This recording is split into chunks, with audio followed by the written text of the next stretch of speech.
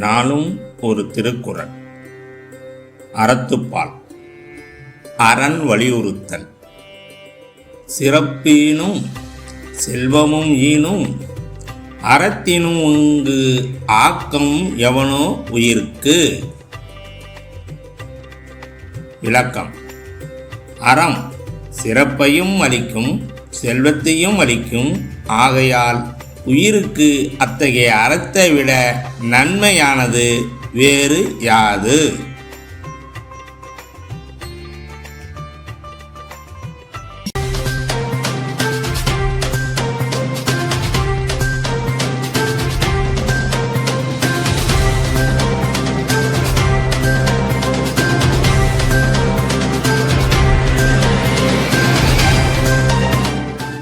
இன்றைய முக்கிய செய்திகள்.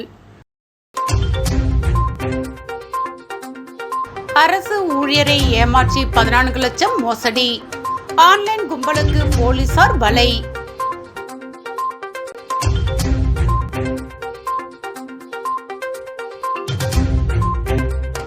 கத்திரி வெயில் துவங்கிய நாளில் வெளுத்து வாங்கி மழை. வெப்பம் தணிந்ததால் மக்கள் மகிழ்ச்சி.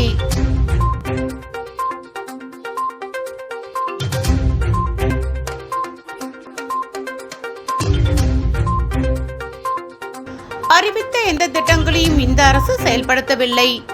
காங்கிரஸ் தலைவர் வைத்திலிங்கம் குற்றச்சாட்டு.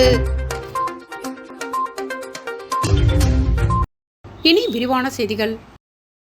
கத்திரி வெயில் துவங்கிய முதல் நாளில் அனல் காற்று வீசியதை அடுத்து மாலை நேரத்தில் குளிர்ந்த காற்றுடன் மழை பெய்ததால் மக்கள் மகிழ்ச்சி அடைந்தனர். புதுச்சேரியில் நாளுக்கு நாள் வெயிலின் தாக்கம் அதிகரித்து வருகிறது.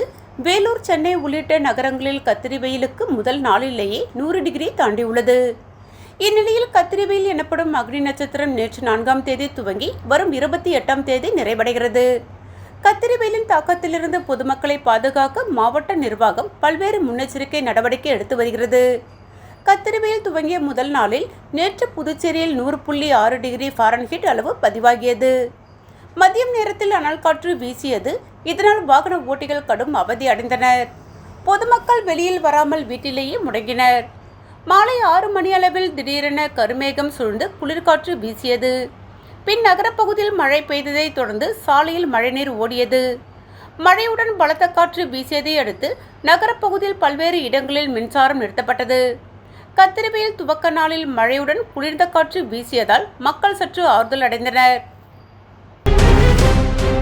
புதுச்சேரி அரசு ஊழியரை போலி ஆன்லைன் வர்த்தகம் மூலம் ஏமாற்றி 14 லட்சம் சுருட்டிய மோசடி கும்பல் மீது சைபர் கிரைம் போலீசார் வழக்கு பதிவு செய்து விசாரணை மேற்கொண்டு வருகின்றனர். புதுச்சேரி லாஸ்பேட்டையை சேர்ந்த அரசு ஊழியர் ஒருவரின் வாட்ஸ்அப் எண்ணிற்கு குறுஞ்செய்தி ஒன்று வந்தது. அதில் ஆன்லைன் வர்த்தகத்தில் திறமையாக முதலீடு செய்து அதிக பணம் சம்பாதிப்பது எப்படி, அதிக லாபத்தை தரும் வர்த்தக நிறுவனங்கள் குறித்தும், வர்த்தகத்தில் நேரடியாக முதலீடு செய்வது எப்படி போன்ற பல்வேறு தகவல்களை தெரிந்து கொள்ள வேண்டுமென்றால் வாட்ஸ்அப் குழுவில் இணைந்து கொள்ளும்படி குறிப்பிடப்பட்டிருந்தது. இதை நம்பி அந்த அரசு ஊழியர் மர்ம நபர் தெரிவித்த வாட்ஸ்அப் குழுவில் இணைந்தார். பிறகு அந்த குழுவில் ஆன்லைன் வர்த்தகம் தொடர்பான பல்வேறு தகவல்கள் குறித்து 15 நாட்கள் விளக்கம் அளிக்கப்பட்டுள்ளது. இதையடுத்து அரசு ஊழியர் மர்ம நபர் அனுப்பிய ஆன்லைன் வர்த்தக லிங்கில் பல்வேறு தவணைகளாக ரூபாய் 14 லட்சம் முதலீடு செய்துள்ளார். அதன் மூலம் அவருக்கு 35 லட்சம் ரூபாய் லாபம் வந்துள்ளதாக காட்டியுள்ளது. அந்த பணத்தை எடுக்க முயன்றபோது எடுக்க முடியவில்லை. மேலும் வருமான வரி, GST கட்ட வேண்டும் என தெரிவித்துள்ளது. அதன் பிறகு மோசடி கும்பலிடம் போலி ஆன்லைன் வர்த்தகத்தில் முதலீடு செய்து பணத்தை இழந்தது தெரிய வந்தது. இதையடுத்து இது குறித்து அவர் புதுச்சேரி சைபர் கிரைம் போலீசில் அளித்த புகாரின் பேரில் வழக்கு பதிவு செய்த போலீசார் மோசடி கும்பல் குறித்து விசாரணை மேற்கொண்டு வருகின்றனர்.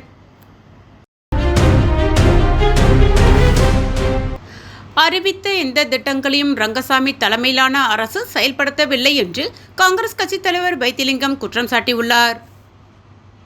புதுச்சேரி நெல்லித்தோப்பு தொகுதியில் நிர்வாகிகளின் ஆலோசனைக் கூட்டம் நவீனா கார்டன் திருமண மண்டபத்தில் நடைபெற்றது.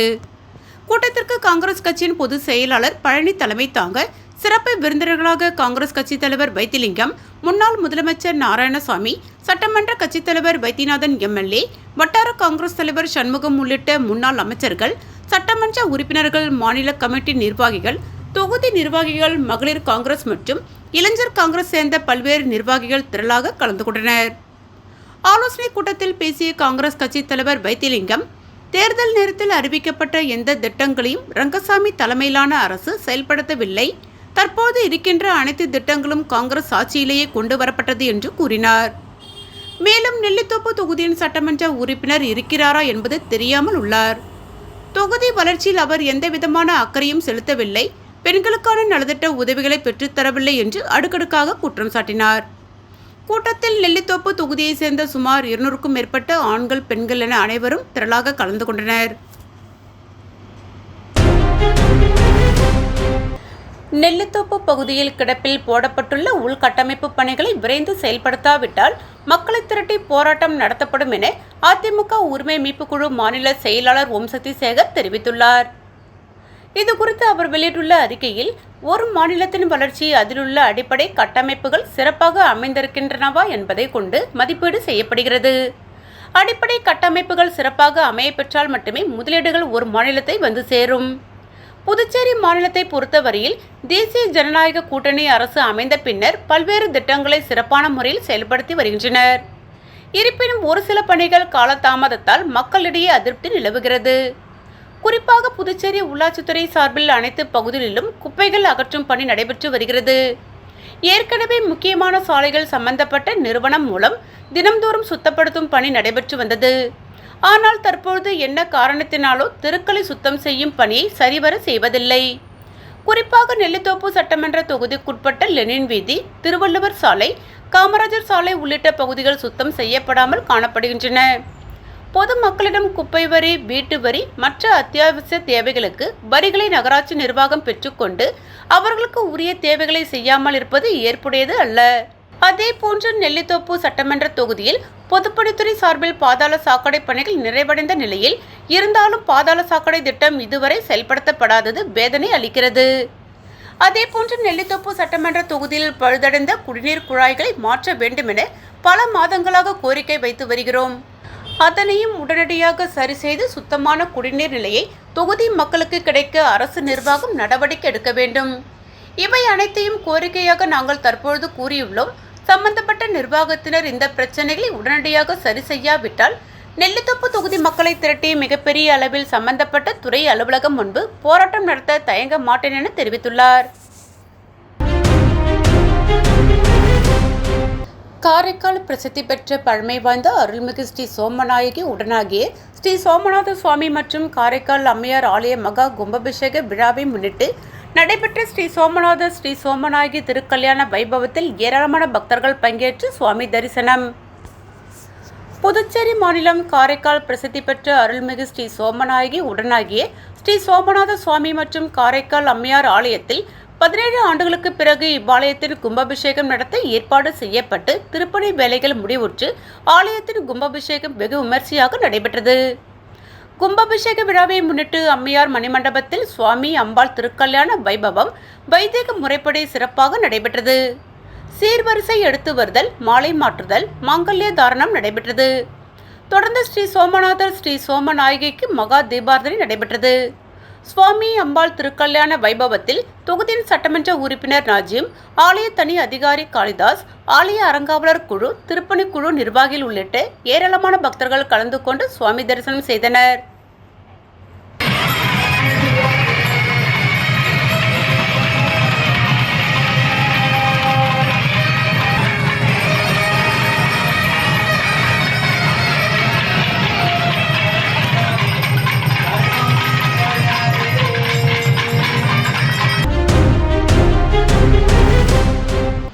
புதுச்சேரி மாநில திமுக சார்பில் இலவச நீர்மோர் பந்தல் திறக்கப்பட்டது. இதனை திமுக மாநில அமைப்பாளர் சிவா திறந்து வைத்து பொதுமக்களுக்கு இலவசமாக நீர்மோர் வழங்கினார். புதுச்சேரியில் அக்னி வெயில் தொடங்கியுள்ள நிலையில் பகல் நேரங்களில் கடுமையான வெயிலுடன் அனல் காற்று வீசுகிறது. நேற்று 100.6 டிகிரி ஃபாரன்ஹீட் வெயில் பதிவானது. இதுபோன்ற கடுமையான வெயிலின் தாக்கத்திலிருந்து பொதுமக்களுக்கு தாகம் தீர்க்கும் வகையில் நீர்மோர் பந்தல் திறக்க வேண்டும் என்று திமுக தலைமை அறிவுறுத்தியிருந்தது. அதன்படி திமுக தலைமை பொதுக்குழு உறுப்பினர் கோபால் ஏற்பாட்டின் பேரில் மாநில திமுக சார்பில் இலவச நீர்மோர் பந்தல் திறக்கப்பட்டது. அண்ணா சாலையில் நடந்த திறப்பு விழாவில் சிறப்பு விருந்தினராக கலந்து கொண்ட திமுக மாநில அமைப்பாளர் சிவா நீர்மோர் பந்தலை திறந்து வைத்து பொதுமக்களுக்கு இலவசமாக நீர்மோர் வழங்கினார். இதில் இளநீர், நுங்கு, வெள்ளரிக்காய், தர்பூசணி ஜூஸ், கிர்னி பழம், நீர்மோர் மற்றும் கரும்புச்சாறு உள்ளிட்ட பல்வேறு வகையான உடலுக்கு குளிர்ச்சி தரக்கூடிய பொருள்கள் பொதுமக்களுக்கு இலவசமாக வழங்கப்பட்டது. இதனை அண்ணா சாலையில் சென்ற பொதுமக்கள் போட்டி போட்டுக்கொண்டு வாங்கி பருகினர். இந்த நிகழ்ச்சியில் புதுச்சேரி மாநில திமுகவை சேர்ந்த மாநில தொகுதி மற்றும் அனைத்து பிரிவு நிர்வாகிகள் திரளாக கலந்து கொண்டனர். போதுமான வசதிகள் இல்லை என்ற குற்றச்சாட்டு எழுந்த புதிய பேருந்து நிலையத்தை தொகுதி சட்டமன்ற உறுப்பினர் நேரு ஆய்வு செய்தார்.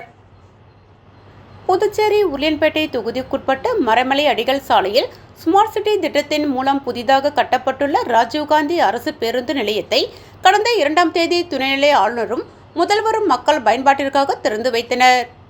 மேலும் புதிய பேருந்து நிலையம் மக்கள் பயன்படுத்தும் வகையில் உள்ளதா, அங்கு வந்து செல்லும் பொதுமக்களுக்கு ஏதேனும் குறைகள் உள்ளதா, பேருந்து நிலையத்திலுள்ள கழிப்பறைகள் சரியான முறையில் உள்ளதா, பேருந்து நிலையத்திற்கு வந்து செல்லும் பயணிகளுக்கு சரியான முறையில் குடிநீர் கிடைக்கிறதா மற்றும் பேருந்துகள், ஆட்டோக்கள் மற்றும் டெம்போக்கள் நிறுத்துவதற்கு போதுமான இடங்கள் உள்ளதா எனவும், மேலும் பொதுமக்களுக்கு வசதியாக உள்ளதா என உருளையன்பேட்டை தொகுதி சட்டமன்ற உறுப்பினர் நேரு ஆய்வு மேற்கொண்டார். ஆய்வின் போது புதுச்சேரி நகராட்சி ஆணையர் கந்தசாமி, காவல் கண்காணிப்பாளர் செல்வம், உருளையன்பேட்டை காவல் ஆய்வாளர் கார்த்திகேயன் மற்றும் காவல்துறை அதிகாரிகளும் நகராட்சி அதிகாரிகளும் மேலும் அப்பகுதியை சேர்ந்த பிரமுகர்கள், நிர்வாகிகள் பலர் உணர்ந்தனர். திருபுவனை அரசு உயர்நிலைப் பள்ளியில் முன்னாள் மாணவர்கள், ஆசிரியர்கள் சந்திப்பு நிகழ்ச்சி நடைபெற்றது.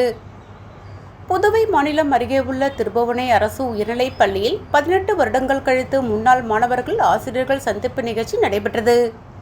நிகழ்ச்சிக்கு வந்த அனைவரையும் முன்னாள் மாணவர் சுரேஷ் வரவேற்று பேசினார். பள்ளியின் பொறுப்பாசிரியர்கள் சக்திவேல், சுரேஷ் ஆகியோர் நிகழ்ச்சிக்கு தலைமை தாங்கினர். நிகழ்ச்சிக்கு சிறப்பு அழைப்பாளர்களாக முன்னாள் பள்ளி ஆசிரியர்கள் சாந்தகுமார், கோபி, கிருஷ்ணன், முத்துவரதன், ரேவதி, செல்வி, அனுஷயா, விஜயலட்சுமி, மேகலா, மகேஸ்வரி, சுதன்மேரி, முனியம்மாள் ஆகியோர் கலந்து கொண்டு சிறப்புரையாற்றினார்கள். மாணவி நந்தினி நிகழ்ச்சியை தொகுத்து வழங்கினார். விழாவில் கலந்து கொண்ட ஆசிரியர்கள் அனைவருக்கும் மாணவர்கள் சார்பில் சால்வை அணிவிக்கப்பட்டு நினைவு பரிசுகள் வழங்கப்பட்டது. முன்னாள் மாணவர்களின் சார்பில் 20,000 மதிப்புள்ள ஜெராக்ஸ் இயந்திரம் பள்ளிக்கு வழங்கப்பட்டது. விழாவில் ஆசிரியர்கள், மாணவர்கள் தங்கள் பள்ளி பருவ நினைவுகளை பகிர்ந்து கொண்டனர். இறுதியாக மாணவர் முருகன் நன்றி கூறினார். 3வது உலக திருக்குறள் சாதனையாளர் மாநாட்டில் திருக்குறள் தேசிய நூலினை புதுவை தமிழ்ச்சங்க தலைவர் முனைவர் வி. முத்து வெளியிட்டார். புதுவை தமிழ்ச்சங்கத்தில் நடைபெற்ற 3வது உலக திருக்குறள் சாதனை மாநாட்டில் திருக்குறள் தேசிய நூலினை புதுவை தமிழ்ச்சங்க தலைவர் கலைமாமணி முனைவர் வி. முத்து வெளியிட பேராசிரியர் முனைவர் உரு அசோகன் பெற்றுக்கொண்டார். உடன் புதுவை ஞானப்பிரகாசம், திருச்சி இளஞ்செழியன், புதுகை மா. தனலட்சுமி, வடலூர் ரா. செந்தில்குமார், ஞானபீட விருதாளர் மா. சக்கரவர்த்தி, தஞ்சை தமிழ்தாசன், வேலூர் கலைவாணி, காரைக்கால் ரா. கனகவல்லி, உளுந்தூர்பேட்டை ஏகலைவன், தேனி இளங்குமரன் மற்றும் பலர் உள்ளனர். புதுச்சேரி முத்தியால்பேட்டை ஸ்ரீ லட்சுமி ஹைக்கிரவ பெருமாள் திருக்கோவிலில் நீட்டுத் தேர்வில் மாணவர்கள் அதிக மதிப்பெண் பெற நடைபெற்ற சகஸ்கரநாம அர்ச்சனையில் பலரும் கலந்து கொண்டனர். புதுச்சேரி முத்தியால்பேட்டை ராமகிருஷ்ணா நகரில் அமைந்துள்ளது ஸ்ரீ லட்சுமி ஹைக்கிரவ பெருமாள் திருக்கோவில். கல்விக்கு அதிபதியான ஹைக்கிரவருக்கு மாணவர்கள் மற்றும் பெற்றோர்கள் பொதுத் தேர்வு உள்ளிட்ட பல்வேறு தேர்வுகளுக்கு சிறப்பு அர்ச்சனை செய்து வருகின்றனர். இந்நிலையில் நடைபெற்ற நீட்டுத் தேர்வில் மாணவ மாணவிகள் அதிக மதிப்பெண் பெற சகஸ்கரநாம அர்ச்சனை நடைபெற்றது. முன்னதாக அலங்கரிக்கப்பட்ட பெருமாளுக்கு சகஸ்கரநாம அர்ச்சனை செய்யப்பட்டு தீபாரதனை காட்டப்பட்டது. இதில் பக்தர்கள் மற்றும் மாணவ மாணவிகளின் பெற்றோர்கள் கலந்து கொண்டனர். அகில இந்திய காங்கிரஸ் கமிட்டி ஒருங்கிணைப்பாளரும் காமராஜர் தொகுதி பொறுப்பாளருமான தேவதாஸ் பிறந்தநாள் விழாவை முன்னிட்டு பொதுமக்களுக்கு நலத்திட்ட உதவிகள் வழங்கி கொண்டாடப்பட்டது. அகில இந்திய காங்கிரஸ் கமிட்டி ஒருங்கிணைப்பாளரும் காமராஜர் தொகுதி பொறுப்பாளருமான தேவதாஸ் பிறந்தநாள் விழா தமிழ்ச்சங்கத்தில் தமிழ்நாடு புதுச்சேரி காங்கிரஸ் பொறுப்பாளர் கிரீஷ் சண்டேகர் தலைமையில் நடைபெற்றது. மாநில காங்கிரஸ் தலைவர் வைத்திலிங்கம் எம்பி முன்னிலை வகித்தார். விழாவில் முன்னாள் முதல்வர் நாராயணசாமி, வைத்தியநாதன் எம்எல்ஏ, முன்னாள் காங்கிரஸ் தலைவர் சுப்பிரமணியன், முன்னாள் அமைச்சர் கந்தசாமி, முன்னாள் அரசு கொறடா அனந்தராமன், முன்னாள் துணை சபாநாயகர் பாலன், இளைஞர் காங்கிரஸ் தலைவர் ஆனந்தபாபு, காங்கிரஸ் கட்சியின் துணைத் தலைவர் தமிழரசி, காங்கிரஸ் கமிட்டி உறுப்பினர் ரவிச்சந்திரன் உட்பட காங்கிரஸ் நிர்வாகிகள் திரளாக கலந்து கொண்டு வாழ்த்துக்கள் தெரிவித்தனர். பிறந்தநாள் விழாவை ஒட்டி காமராஜர் நகர் தொகுதி மக்களுக்கு நலத்திட்ட உதவிகள், அன்னதானம் வழங்கப்பட்டது. புதுச்சேரியில் அகில இந்திய மஜ்லிஸ் கட்சியின் சார்பில் ஜகாத் நிதியின் மூலம் நலத்திட்ட உதவிகள் வழங்கும் நிகழ்ச்சி கட்சி அலுவலகத்தில் சிறப்பாக நடைபெற்றது. இந்த நிகழ்ச்சியில் மாநில தலைவர் சம்சுதீன் தலைமை தாங்கினார். மாநில பொருளாளர் ஜனாப் காஜா கமல் முன்னிலை வகித்தார். நிகழ்ச்சியின் சிறப்பு விருந்தினராக புதுச்சேரி அனைத்து பள்ளிவாசல் நிர்வாகிகள் கூட்டமைப்பின் தலைவர் ஜனாப் நிசார் அகமது மற்றும் கோட்டகுப்பம் முன்னாள் பேரூராட்சி மன்ற தலைவர் ஜனாப் அப்துல் ஹமீத், மேலும் அகில இந்திய மஜ்லிஸ் கட்சியின் தமிழ்நாடு மாநில பொருளாளர் ஜனாப் மஜ் இன்டர்நேஷனல் ஆகியோர் நிகழ்ச்சியில் பங்கேற்று பொருளாதாரத்தில் நலிவடைந்த குடும்பங்களுக்கு சுயதொழில் புரிய சுமார் ரூபாய் 70,000 மதிப்புள்ள 4 தையல் இயந்திரங்களும் மற்றும் ஒரு மிதிவண்டி ஆகியவை பயனாளிகளுக்கு வழங்கினார்கள். இந்த நிகழ்ச்சியில் மாவட்ட தலைவர் பலுல்லா, மாவட்ட செயலாளர் பாபு முகமது அலி, கோட்டகுப்பம் நகர தலைவர் முகமது அலி, தொகுதி பொறுப்பாளர்கள் மெயிலுதீன், சரீப், அப்துல் அஜீஸ் மற்றும் நகர நிர்வாகிகள் கலந்து கொண்டு நிகழ்ச்சியை சிறப்பித்தனர். மீண்டும் முக்கிய செய்திகள். அரசு ஊழியரை ஏமாற்றி 14 லட்சம் மோசடி. ஆன்லைன் கும்பலுக்கு போலீசார் வலை.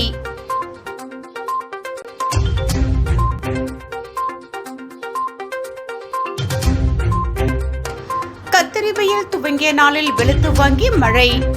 வெப்பம் தணிந்ததால் மக்கள் மகிழ்ச்சி.